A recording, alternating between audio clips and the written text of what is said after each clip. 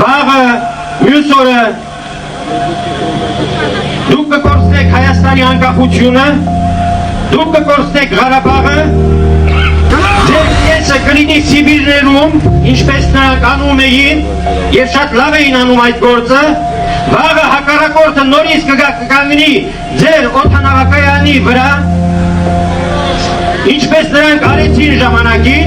խնդրեմ ձեր ձեռքն է, եթե ուզում եք այդ ճակատագիրը, դուք կարող եք ընտրել այդ ճակատագիրը,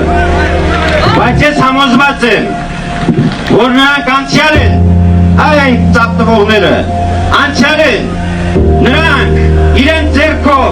իրենց հայրերի ձեռքով կոտորել են ձեր հայրերին, նրանք են ձեր հայրերին Սիբիր քշել, գնդակահարել Աքսել Բակունցին, ձեր հայրենակցին,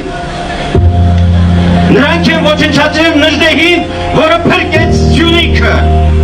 և եթե դուք այստեղ նստած եք ես նրա շնորհիվ,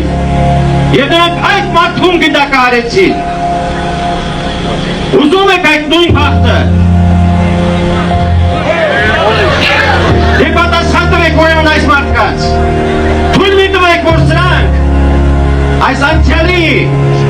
հանցագործները նորից ձեզ գցեն դժոխք, շնորհակալություն։ Մենք պարտվեցինք չկարողանալով հասկանալ ժամանակի ընթացքը։ Ժամանակը կարևորագույն ֆակտորն է քաղաքականության մեջ։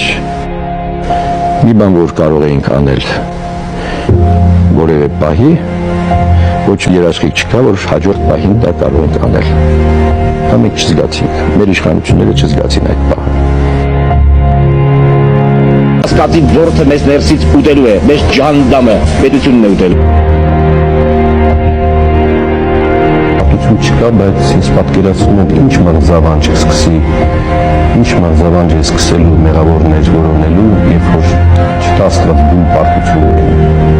Ես պատկերացնում եմ այդ վիճակը